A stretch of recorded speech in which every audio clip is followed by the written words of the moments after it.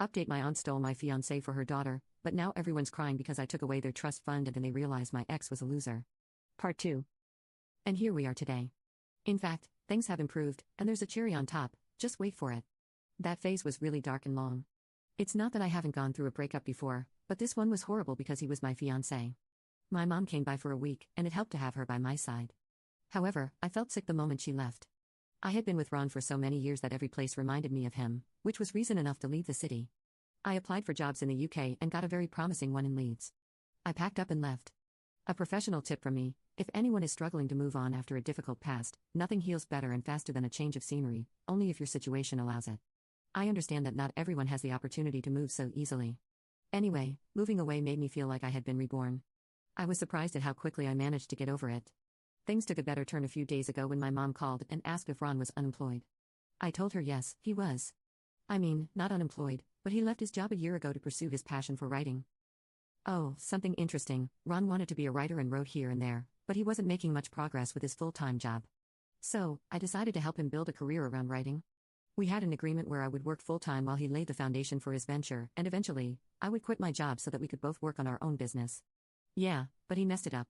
My mom laughed so much when I told her these details. She said that my aunt came to see her the other day and shouted, "Why didn't you tell me that Ron was a bum?" My mom was confused because, as far as she knew, he worked and was quite well off financially. My mom said she had no idea about this. My aunt told my mom that Ron insisted that Lucia take an accelerated course that would get her a better paying job so she could cover household expenses for both of them. He wanted to execute that plan with Lucia. What he didn't know was that my aunt married him to Lucia so they could both live off her income. Well, the joke is on them. The last I heard, Lucia was working part-time as a receptionist at a restaurant making table reservations. I'm not sure if they can both live off a receptionist's income. It may sound dismissive to look down on Lucia's profession. Well, maybe it is, maybe it isn't, I don't care. I'd love to see the disappointment and anguish on my aunt's face when the truth about Ron comes to light. There's another layer to this: my aunt was the mistress of my dad's father, and when he died, his legal wife kicked them out of the house. That's why my aunt lived with my grandparents. They were living off my grandparents' pension, and sometimes my dad and uncle helped them financially. Lucia has always been a silly girl. She doesn't like to work or isn't capable of doing it. She failed high school twice and eventually dropped out. That receptionist job she got was also thanks to my uncle, who recommended her to a friend's restaurant. Nowadays, even a receptionist job requires a high school diploma. If you think poetic justice has been served, not yet.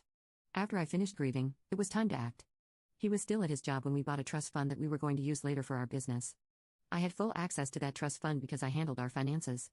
I was putting money in there every month. I'd say that 20% of the money in that trust fund was his. I liquidated that entire fund when I found out about his infidelity. He has no idea that the fund no longer exists. He's still delusional, thinking he'll get the money from there because he told Lucia that once my anger subsides, he'll reach out to me and get his 50% of the trust fund. Delusional. If you think I'm a scammer, well, I'm not, because I spend an equivalent amount of money on Ron during his tough days. After Ron left his full-time job, it was very hard for him to get writing gigs. It was difficult for him to make ends meet, so I gave him access to one of my spare accounts where I was saving some money for his monthly expenses. I supported him with all my means. I believe what I did was fair. If we had been married, I would have received alimony. This trust fund was the closest thing because we were almost married. Now I wonder about his future entrepreneurial plans. He has no savings, and he has no job. Not my problem anymore.